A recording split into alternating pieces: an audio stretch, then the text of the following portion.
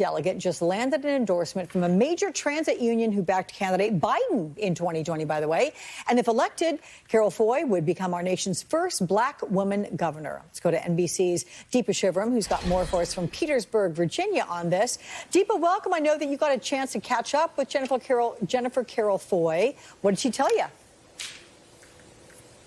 Hey there, Alex. That's right. So we're in Petersburg, Virginia, and to give you an idea of kind of where we are, we're about a 30-minute drive south of Richmond, which is the state's capital. Petersburg is a historically forgotten part of the state. The crime rate here, the poverty rate here is about 25% higher than the rest of Virginia. You can really see just even driving in how much different it looks than other parts of the state. And this is where former delegate Jennifer Carroll Foy grew up. When I talked to her earlier today, she talked about some of the grit and resilience it takes to make her way out of a place like Petersburg. And she went on in her career. She became one of the first women to ever graduate from the Virginia Military Institute. She became a public defender, and now she's running for governor and could be the first black woman governor in the entire country. I spoke with her earlier today about how the race is going, where things have sort of shaped out. Take a listen to what she told me.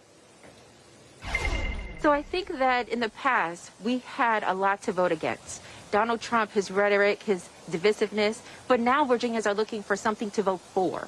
Not only for this historic moment to elect the first black woman governor in the history of our country, but to also set the narrative and the tone and tenor that we are no longer going to, have a society that's rooted in hate and divisiveness and that type of rhetoric. And so we're moving forward. You hear there, Alex. There is, as you mentioned earlier in that lead-in, a pretty sizable gap in polling right now, but most voters are undecided. They aren't really plugged into this race yet. They still haven't decided on a candidate. And the message that Jennifer Carroll Foy is taking to these voters today is that she's representing parts of the community and parts of the state that have been forgotten for quite a long time, bringing that experience with her to Richmond. And as